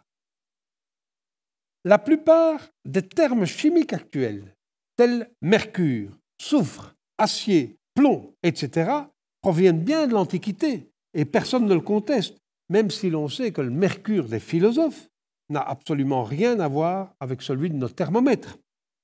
Mais la version officielle, c'est bien que le tableau de Mendeleïev et les trouvailles de Lavoisier ont définitivement mis fin par leur supériorité à celle de leurs courageux mais superstitieux ancêtres, les alchimistes. Ça, c'est la version officielle. C'est ce qu'on nous rabâche. Or, c'est loin d'être aussi simple. Sur Lavoisier, voici l'épilogue d'un petit traité passionnant que personne ne connaît encore. Il était manuscrit et signé Samuel Wolski, 1821. Ma découverte de ce texte est due à une citation de mon ami Didier Kahn, directeur de recherche au CNRS à Paris. Et en 2016, il a été publié chez Arca Revue du Nouveau Monde, grâce à la collaboration de 3 professeurs de Scola Nova. Vous voyez que j'infecte mes professeurs de mes passions alchimiques, et je les remercie d'avoir bien voulu publier ça. C'est M. Antoine de Lopem qui a créé cette revue, Mme Odile d'Absence, doctorande à Orléans, qui est professeure chez nous, ancienne élève de Scola Nova, et ma fille Emmanuelle Fay, qui ont publié ce traité. Le traité s'intitule « La mathématique dévoilée ». Tiens, dévoilée cette fois-ci, ce n'est pas revoilée. Dans ces 3 parties qui sont l'arithmétique alchimique, la géométrie alchimique, la dynamique alchimique. Sans entrer dans le détail de fond, examinons simplement la fin de ce magnifique traité. Alors là, vous allez voir, c'est quand même assez étonnant. Pour moi, voilà, j'ai écrit ce petit traité afin que notre divine mathématique ne mourût pas avec les derniers alchimistes. Je vis dans un siècle où une nouvelle chimie a remplacé l'antique alchimie. Cela, la Providence elle-même l'a voulu. De même qu'autrefois, au temps du Christ, les marchands s'étaient installés pour vendre leurs marchandises dans la maison de Dieu, de même les souffleurs menaçaient d'envahir le temple d'Hermès, et peut-être que ne pouvant rompre la porte du sanctuaire, ils l'eussent profané. Mais la Providence veillait. Quand elle vit que la science d'Hermès n'était plus recherchée que pour l'or qu'elle pouvait procurer, elle suscita Lavoisier. Ce souffleur de génie, on appelait un souffleur tous les alchimistes qui voulaient obtenir la pierre philosophale sans le don de Dieu. Les ancêtres, on dirait, de la métallurgie actuelle. Ce souffleur de génie que j'ai connu personnellement inventa les corps simples et la méthode pour les isoler. La science alchimique fut ainsi sauvée. Sauvée, alors là, ou bien il se moque du monde, ou bien il y a quelque chose qui nous échappe. Grâce à la nouvelle science chimique, on put démontrer que la transmutation des métaux était une utopie irréalisable et le flot des souffleurs, laissant de côté une science désormais prouvée vaine, se rua sur les réalisations industrielles au grand profit de l'humanité. Donc il nie pas que ces sciences soient profitables. Mais la science hermétique n'en existe pas moins. Son but, son sujet et sa méthode sont entièrement distincts du but du sujet et de la méthode chimique. Tout ce petit livre n'est que l'exposé jusqu'alors précieusement caché de la méthode alchimique. Les adeptes d'autrefois ne l'ont jamais écrite parce qu'il eût été dangereux de donner ce guide. Mais à présent que l'humanité suit une nouvelle voie, je pense qu'il est bon de ne pas laisser s'éteindre cette partie de notre science. J'ai fait mon devoir en l'écrivant. Si Dieu le juge à propos, elle verra le jour et se répandra dans l'univers sous la forme du livre imprimé. J'ai médité ce traité toute ma vie et je puis dire que j'ai réussi grâce à la méthode que j'ai entièrement développée ici. Ce livre est maintenant publié grâce à ceux que je viens de nommer. Donc, c'est que la providence divine l'a voulu ainsi. Mais vous ne trouvez pas que c'est un peu curieux, cette affaire? Il a l'air de dire, il faut le reconnaître avec un certain sourire, il présente Lavoisier comme une espèce de Jésus-Christ en marche arrière. Hein? Jésus-Christ, lui, il a chassé tous les marchands du temple, lui, Lavoisier, il les a tous attirés, puis il est parti avec tout le monde. Et comme ça, on a pu rester dans le temple sans eux. C'est assez drôle. Rappelons aussi, pour la petite histoire, que Lavoisier fut guillotiné en 1794.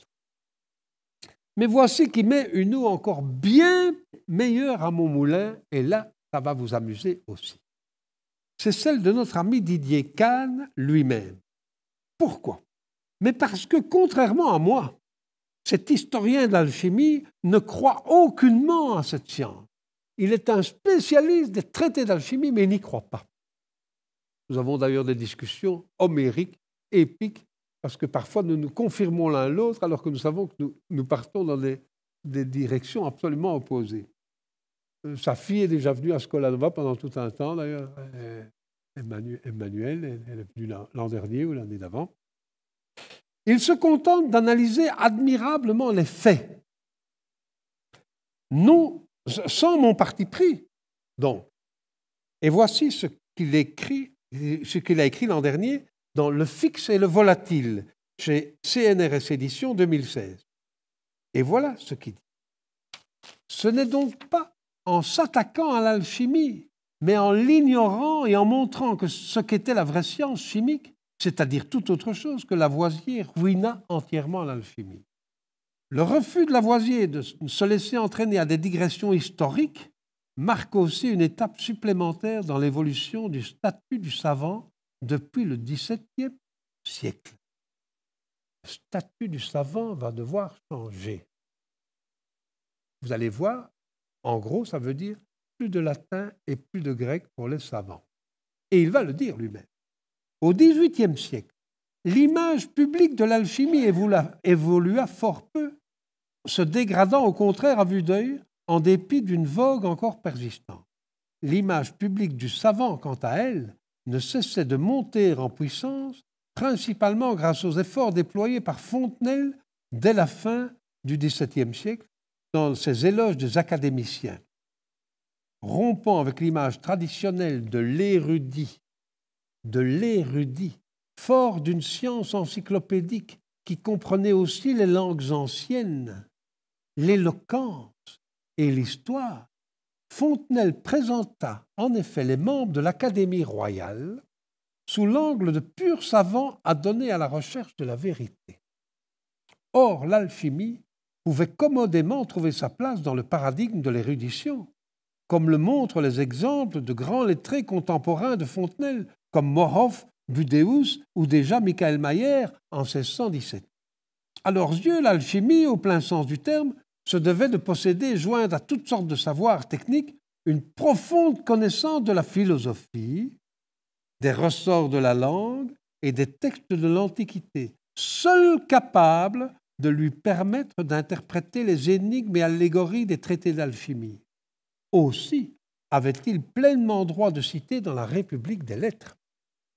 Mais dès lors que la science, au sens actuel du terme, se différenciait de cette érudition encyclopédique et prenait un vol autonome, ce statut protégé de l'alchimie volait en éclats, car l'alchimiste à la fois artisan et lettré ne pouvait entrer dans la catégorie nouvelle du savant. c'est un facteur supplémentaire qui contribue à expliquer la chute spectaculaire de la production alchimique, donc qui veut dire des ouvrages d'alchimie, tant imprimés que manuscrits après les années 1780. De cette baisse drastique de la production de traités alchimiques, on ne saurait déduire absurdement que les imprimeurs, voire les alchimistes eux-mêmes, lisant les œuvres de Lavoisier, jetèrent immédiatement leurs manuscrits au feu. Les troubles de la Révolution eurent certainement leur part dans ce phénomène. Le moins que l'on puisse dire, c'est que mon hypothèse, que j'essaye de vous faire avaler, n'est quand même pas sans aucun été. Elle s'étale sur des textes quand même très curieux et reconnus même par des gens qui ne croient pas à cette science traditionnelle. Bref, vous voyez bien que de l'aveu même de l'historien, la disparition de l'enseignement des langues anciennes dont j'ai parlé tout à l'heure était nécessaire à l'installation des nouveaux savants. J'ajouterai aussi que le mot literatus, un lettré, signifiait auparavant un savant, de même qu'un mathematicus signifiait un astronome. Vous imaginez actuellement un prix Nobel de chimie désigné sous le vocable de lettré. Il fallait au plus vite inventer un nouveau terme, bien sûr. Quoi qu'il en soit, ajoute Didier Kahn, le coup d'arrêt de l'alchimie dans ces années n'affecta pas seulement la France, il peut se mesurer à l'échelle européenne. Voilà, je terminerai là mes citations dont la multiplication ne pourrait être que fastidieuse. Je m'excuse d'ailleurs auprès des enfants si maintenant, avec toutes ces citations, ils ne suivent plus beaucoup, mais je crois que ça va devenir, on touche à la fin de la conférence et vous pourrez même poser des tas de questions. Bien sûr, il faudrait maintenant définir précisément et décrire cette philosophie par le feu. On appelait ça la philosophie par le feu, avec Trédini, dont je n'ai qu'affirmé l'existence. Mais outre que l'on dépasserait le cadre que nous nous sommes imposés aujourd'hui, cela devrait, me semble-t-il, être réservé aux candidats convaincus, parce que je ne voudrais quand même pas, je ne voudrais aucunement ennuyer les autres. Vous imaginez que je forcerais les autres à écouter ce que c'est cette science alors qu'ils n'y croiraient absolument pas. Éventuellement, si j'en ai convaincu 10, je serais peut-être d'accord de faire un petit exposé plus précis. Ça n'empêche, en revanche, qu'on peut sommairement signaler ce que cette philosophie a de commun avec nos sciences actuelles et en quoi elle s'en différencie totalement. Tout d'abord, et là, j'en étonnerai plus d'un, et spécialement les spiritualistes. Elle n'admet, cette science traditionnelle, comme nos théories sensualistes, que les sens comme pierre de touche. Seul le poids d'une expérience sensible et mesurée donne lieu à un témoignage valable. Notons d'ailleurs au passage que c'est surtout notre époque qui aboie contre le matérialisme, un peu comme si elle aspirait à un processus de désincarnation et à une virtualité étrangère aux anciens. Quelques rappels, si vous me le permettez, en guise d'exemple. Les Égyptiens, par exemple, reconnus comme si religieux et qui étaient tellement tournés vers l'éternité, n'étaient-ils pas matérialistes et réalistes avec leurs pyramides? Ces dernières ne seraient-elles pas plus difficiles à détruire que les tours de New York, qui peuvent malheureusement disparaître et rassembler en quelques heures à un rêve? Vous imaginez un avion sur les pyramides? Autre exemple, la résurrection des corps, enseignée par les Hébreux, par les Égyptiens, et vérifiée par les sens de saint Thomas, qui a voulu toucher. Il a dit, tant que je ne toucherai pas, je ne croirai pas. On dit toujours, mais Jésus lui a quand même dit, heureux es-tu parce que tu as vu. Eh bien, cette résurrection, elle n'est nullement une résurrection des esprits, que je sache. C'est une résurrection des corps. Quoi qu'il en soit, tous les philosophes que l'on appelle philosophes par le feu assurent avoir touché de leurs mains la matière de leur science. Voilà qui pourrait exciter la curiosité de ceux qui refusent de se contenter d'idées nébuleuses. C'est quand même plus intéressant de toucher. Après ce point commun avec les sciences dites exactes, survolons rapidement les propriétés qui en différencient absolument la science traditionnelle. Certaines de ces caractéristiques sont d'ailleurs susceptibles de vous offusquer, voire de révolter l'homme d'aujourd'hui. Je m'empresse de le dire, mais ce n'est pas moi qui les ai faites, ces sciences. 1. La science traditionnelle ne peut s'acquérir par la seule étude. Elle doit se transmettre de maître à disciple. On doit en recevoir les principes et non les acquérir par volonté personnelle. 2. Elle n'est donc pas accessible à tous, mais réservée à une élite. Ces textes sont unanimes sur cette exigence qui la rend absolument imbuvable et inacceptable par nos conceptions égalitaristes et transparentes. Ce n'est pas moi qui le veux ainsi. Je m'empresse de le dire, mais le fait est là. Comme le dit Jésus lui-même, beaucoup d'appelés et peu d'élus. Je parle en parabole pour ceux de l'extérieur, de manière à ce qu'entendant, ils n'entendent pas, que voyant, ils ne voient pas, de peur qu'ils ne comprennent et qu'ils ne soient sauvés. Si ce n'est pas de l'élitisme, si ce n'est pas de la discrimination, je ne sais pas ce que c'est. Je veux bien qu'on en fasse actuellement un petit Jésus démocratique, mais je suis désolé, c'est de l'invention. Lisez les évangiles, vous verrez des phrases comme ça continuellement. Ne jetez pas de perles au pourceau, c'est pas très gentil. Hein? Bon, par exemple. Bon. Alors, pensons aux écoles secrètes de Pythagore. Pythagore qui a été assassiné avec tous ses disciples. Et au mystère d'Éleusis, dont on ne disait pas un mot, qui restèrent fermés aux profanes pendant toute l'Antiquité. On disait hein, « Turas depiteste bebelois » je parlerai à qui c'est permis. Turas depiteste bebelois, fermez les portes pour les profanes. En restant de cela, et dans notre messe, ite missa est, aller, c'est le renvoi. C'était le renvoi des profanes avant que commence le saint sacrifice. Parce qu'on mettait 9 ans pour devenir chrétien, on était initié petit à petit, catéchumène, novice, etc. Et on ne parlait du secret de la communion que de bouche à oreille, à condition de n'en parler à personne, sous peine de mort. C'était la disciplina arcani des premiers chrétiens. Et alors, comme les chrétiens étaient très charitables et accueillaient des foules, on leur expliquait un peu les rudiments de l'écriture, et puis à un moment, on disait, voilà, on vous a assez parlé, maintenant vous n'êtes pas initié. On fermait les portes et on disait, ite missa est. Allez, c'est le renvoi. Et on chantait un beau chant en leur honneur, et on disait, quand vous serez initié, vous pourrez rester.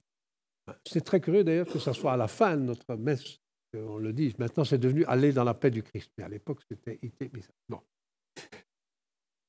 Eh bien, ces écoles secrètes, le mystère d'Éleusis, par exemple, fermées aux profanes, elles ne s'adressaient qu'aux fils de science. 3. La constance de ces sciences est un miracle. C'est un véritable miracle.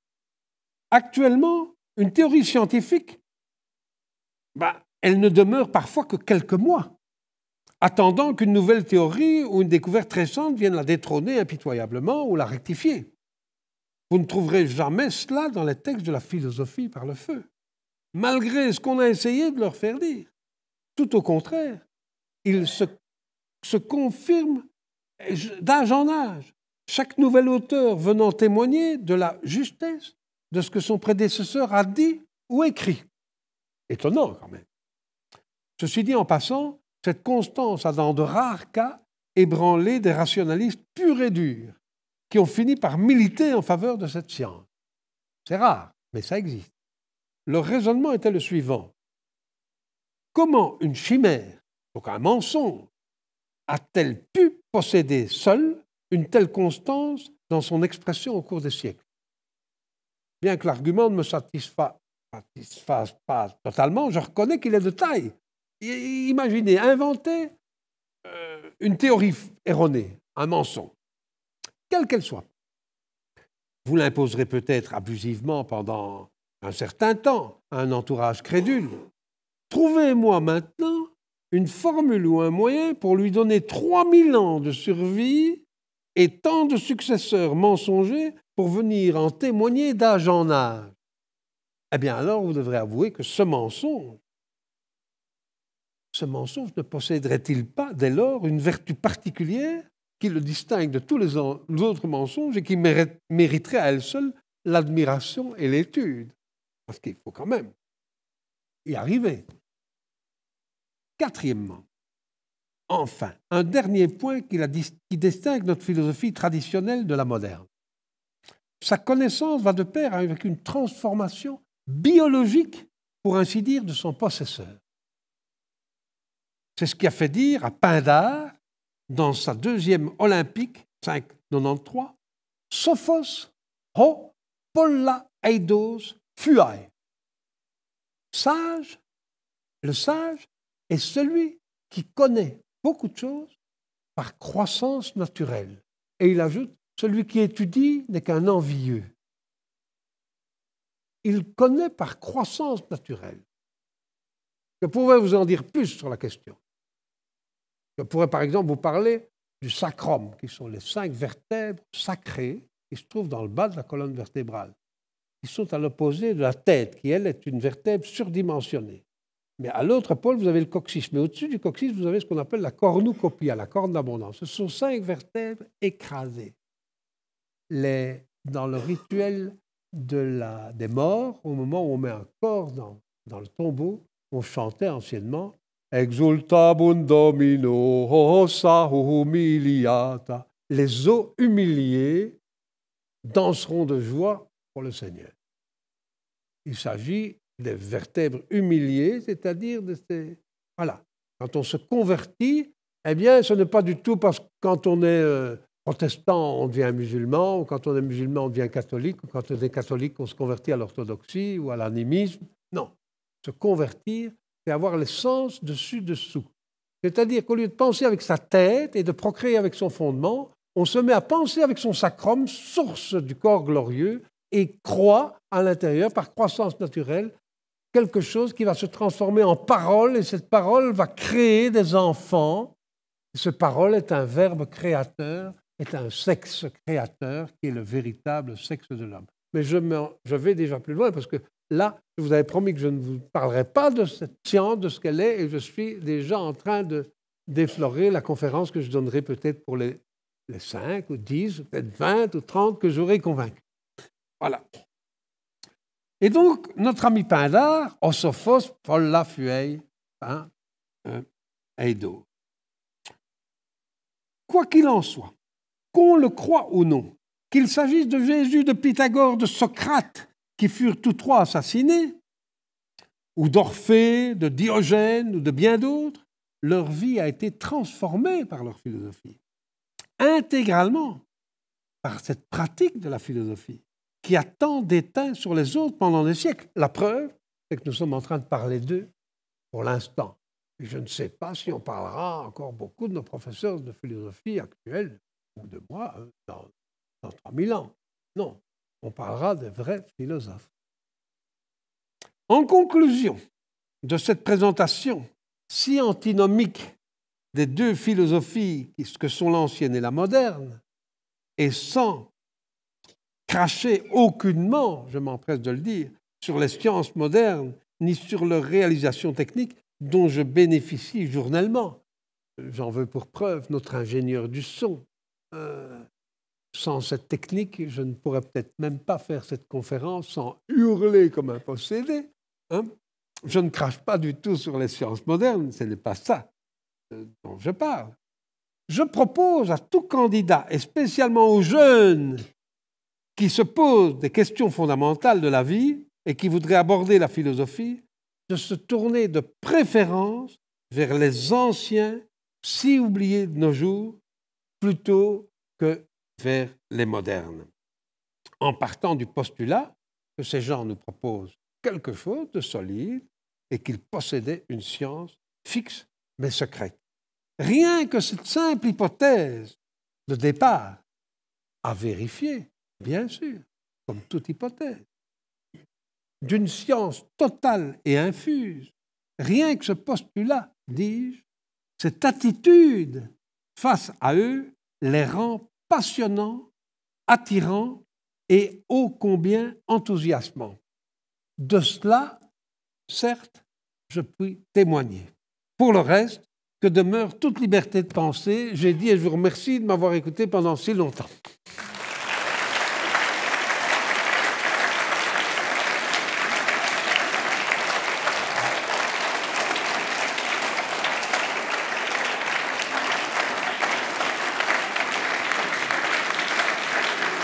Vous êtes fatigué, ces pauvres enfants.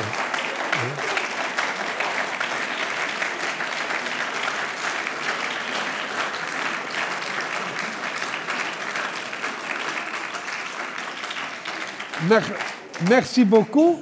On vous a dit au début qu'il y avait des questions. Nous avons certainement l'occasion. Est-ce que quelqu'un veut poser des questions sur cette... Oui, parle bien fort parce que je suis sourd comme un vieux pot. Ça vous a pris combien de temps de faire tout ça? De faire le texte. Oui, enfin... Ah, ça j'ai commencé quand j'avais 19 ans. Et j'en ai 68. Alors, comme je ne suis pas très fort en calcul mental, je te demanderai de faire le calcul toi-même.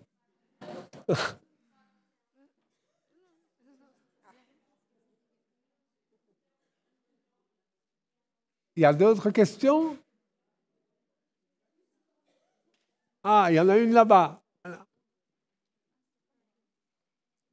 Je confirme en fait que ce n'était pas à 19 ans, mais bien avant que tu t'aies déjà posé ce genre de questions, Stéphane. Ah bon? Balta. Ah, Balta, mon ami Balta, il était au collège avec moi. Ah, on en discute. C'est pour ça que je peux en témoigner. C'est vrai, quand on avait 15 ans, on a eu des discussions. Ah oui, c'est vrai, c'est exact. Et si tu me le permets, puisque j'ai le micro en main, oui.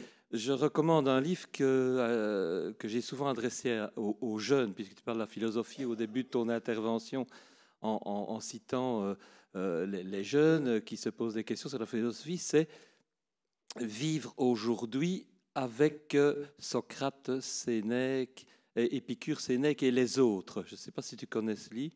C'est de Roger Paul Droit, aux éditions d'Il Jacob. Et ça parle tout à fait de vivre aujourd'hui avec la sagesse, la science des antiques. Ah bien, très bien. Vous avez entendu, mes enfants? Vous avez tous noté?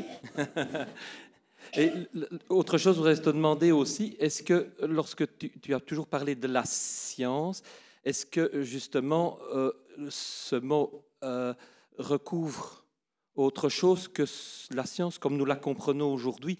Puisqu'en fait, déjà du temps d'Homère, pour lui, la science, c'était le savoir technique, l'habileté. Eidi Sophies, Homère, livre 7, je crois, quelque chose comme ça. Tu vas peut-être me corriger. Hein? Non. Ça veut même dire bien. Bien, la connaître. Hein, ouais. Heureusement. Et donc, science, c'est aussi habileté, savoir technique, énergie. Et tous les sens, j'ajouterais tous les sens. Exactement. C'est une chose qui se goûte, qui se touche, qui se respire, qui se voit. Et si on relit les textes anciens dans ce domaine, on est sidéré de voir l'allusion à tous les sens. Ça, c'est une chose extraordinaire. Il y a bien sûr le christianisme. Quand on prend par exemple le fameux hymne Veni Creator Spiritus, Accende lumen sensibus, in fundamentem cordibus. Allumer la lumière, un luminaire, parce qu'il y a une différence entre lux et lumen. La lumière, c'est ce qui vient du ciel, qui est au-dessus du zodiaque. La lumen, c'est quand c'est lié à son luminaire.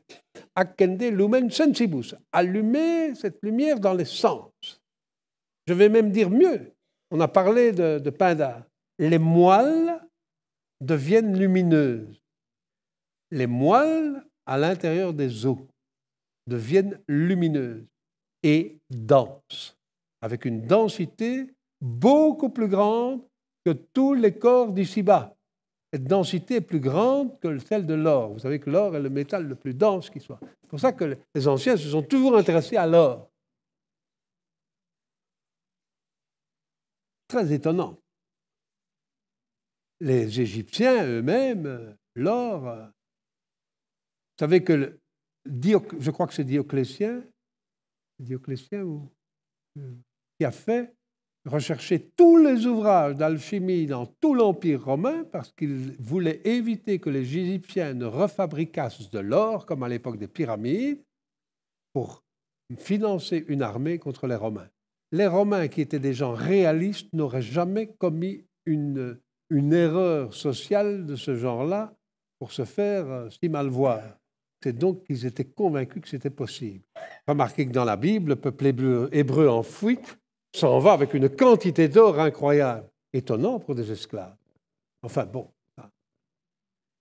Est-ce qu'il y a d'autres questions? Oui, là. On pourrait...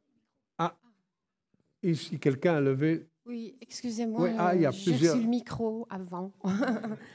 Non, je Oui. voulais simplement dire que pour Aristote, par exemple, mais sans doute pour d'autres philosophes, la philosophie a toujours quelque chose à voir avec le divin. Et, oui. Pour Aristote aussi, il y a pas simplement 4 sens, mais 4 essences, mais aussi une 5e essence qui est d'ordre divin et spirituel. Alors, vous avez accentué très fort on pourrait dire, la matérialité, ou peut-être que j'exagère un peu dans la façon dont je le présente, mais est-ce que vous pourriez un petit peu aussi montrer comment les anciens avaient cette conscience de la spiritualité du divin dans l'essence du monde, dans la façon de voir le monde, Tout à fait. etc. Tout à fait. Pour les anciens, Dieu doit posséder un corps, sinon il n'est pas accessible. Tout l'enseignement des Égyptiens, duquel est issu Moïse, puisque Moïse a été élevé par les Égyptiens, eux-mêmes enseignés par les Chaldéens, toute cette résurrection des corps est évidemment en rapport avec la divinité. Le mot teion a donné le mot soufre. La divinité est un feu. En faisant des recherches, j'ai d'ailleurs été sidéré en préparant un cours d'histoire des religions pour nos enfants de 2e. Je me suis rendu compte que la définition de Dieu était la même dans tous les peuples de l'Antiquité. On nous a beaucoup parlé des guerres de religion. Alors on nous fait croire que les peuples se disputent sur la définition de Dieu parce qu'ils ne croient pas dans le même Dieu. Il ne s'agit pas de ça du tout.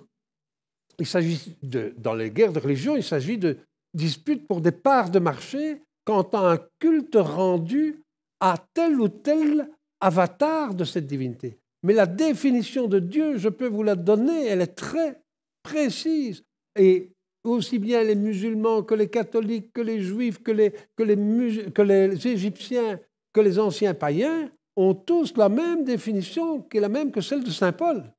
Dieu est un océan circulaire infini de feu se trouvant au-dessus des étoiles fixes et entraînant le monde dans un mouvement circulaire qu'on appelle le universus, l'univers, et ce feu a toujours tendance à venir se concentrer dans le centre.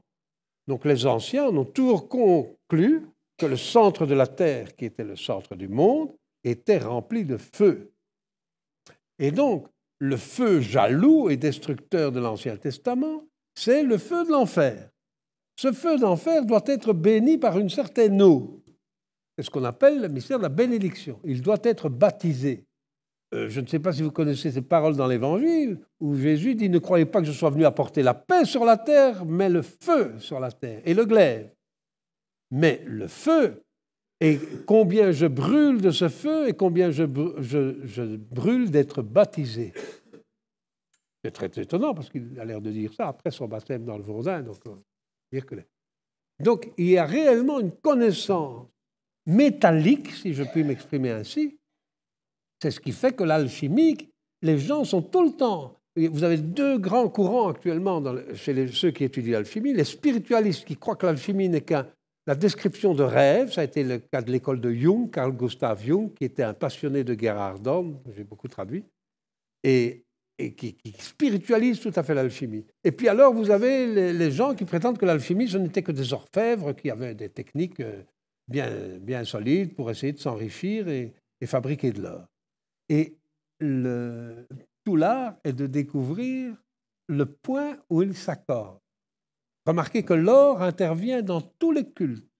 J'en veux l'ostensoir des chrétiens, qui représente un soleil dans lequel se trouve l'hostie, qui est un soleil corporifié, avec un petit Esprit Saint qui est en argent, qui vibre continuellement, qui représente l'Esprit de Dieu qui plane sur la surface des eaux.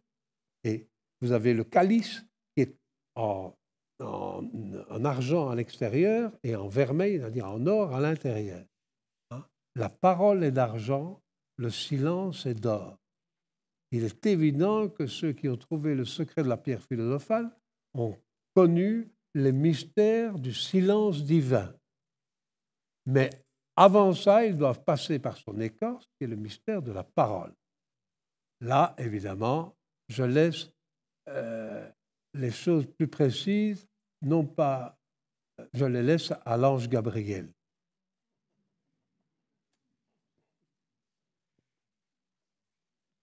Est-ce qu'il y a encore des questions? Oui, on va vous donner le micro, hein, pas de problème.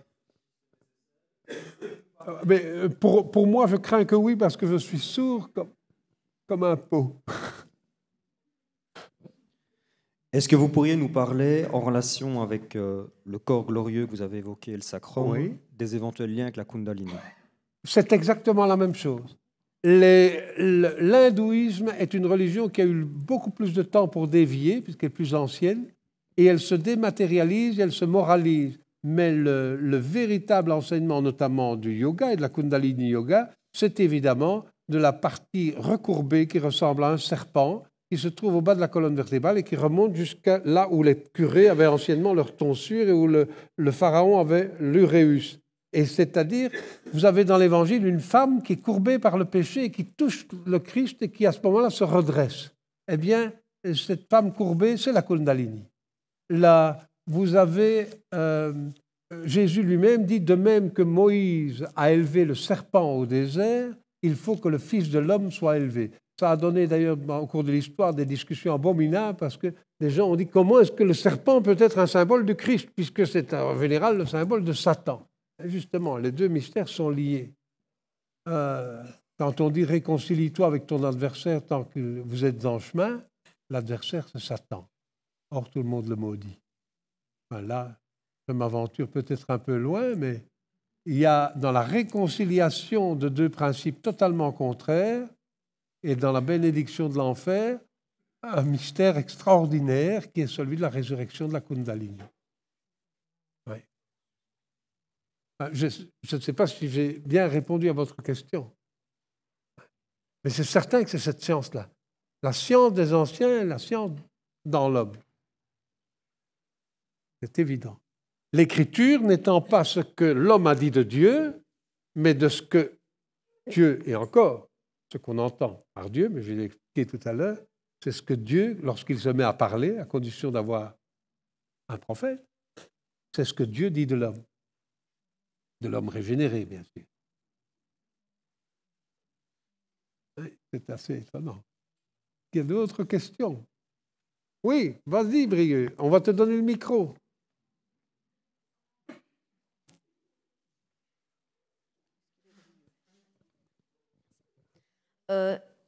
Combien y a-t-il de philosophie, en fait? Ah, ça c'est une excellente question. Actuellement, il y en a des milliers. Il y en a des milliers. Et c'est une excellente question. Il y en a des milliers. Mais j'ai voulu prouver qu'en réalité, il n'y en avait qu'une. Mais c'est vrai qu'au cours de l'histoire, notamment chez les Grecs, on a eu un malin plaisir à nous montrer différentes écoles qui d'ailleurs simulaient de ne pas être d'accord entre elles. Les uns parlant du feu, et l'autre disant non, ce n'est pas le feu, c'est l'eau. Les vrais philosophes les accordent parfaitement. Et donc, il n'y en aurait qu'une. C'est ça tout le thème de la conférence. Hein?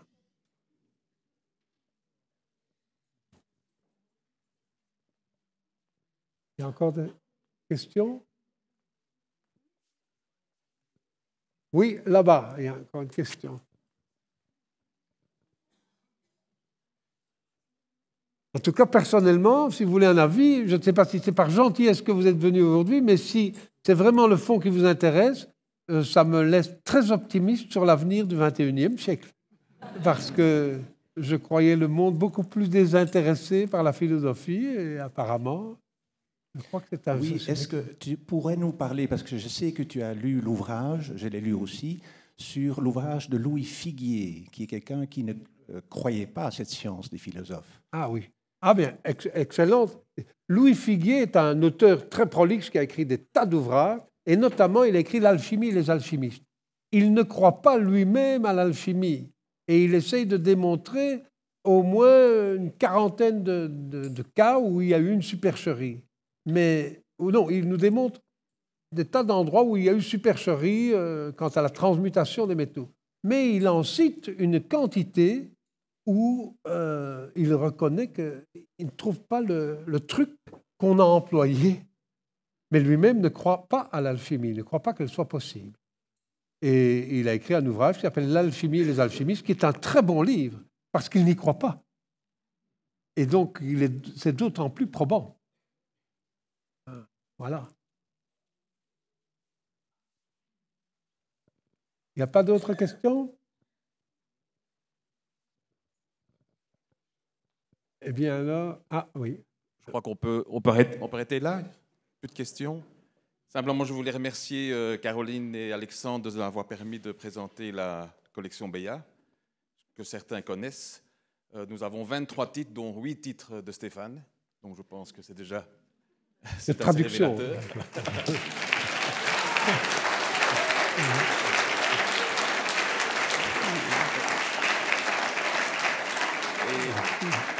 la grande nouveauté, nous venons de sortir, puisqu'il est le livre, voilà, Les 10 archidoxes. Oui, il vient de sortir. Je vous jure que c'est un hasard. C'est un livre absolument passionnant, traduit et annoté par Stéphane. C'est un livre, donc c'est un texte de Paracels avec des commentaires de Gérard Dorn. Assez extraordinaire, je vous le conseille. Je suppose que sur la quintessence, notamment. Pardon ? Sur la quintessence, notamment. Je suppose qu'après une conférence telle que celle-là, vous êtes tous convaincus qu'il faut absolument vous le procurer. Oui. Alors, puisqu'il vient de sortir, si jamais vous voulez vous en procurer, on ne pousse pas, mais je suis prêt à vous le dédicacer. Voilà. Il faut dire aussi qu'il y a des lettrines de notre amie Hélène de Mévius, donc, qui est une artiste, je ne sais pas où elle est, on doit la remercier. Voilà Hélène.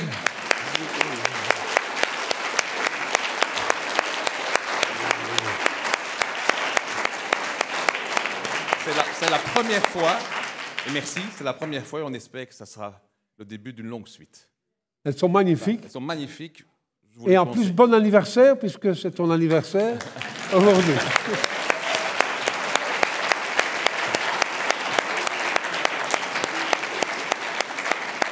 Et je tiens à remercier aussi tous ceux qui ont collaboré, outre Hélène, mais Caroline qui m'a énormément aidé pour tous les aspects techniques, Pierre, Marion Lorraine de copains, des tas de gens m'ont aidé. Ça a été grâce à eux qu'on a pu produire quelque chose d'excellent. Et vraiment, ça me fait un grand, grand plaisir. Ouais.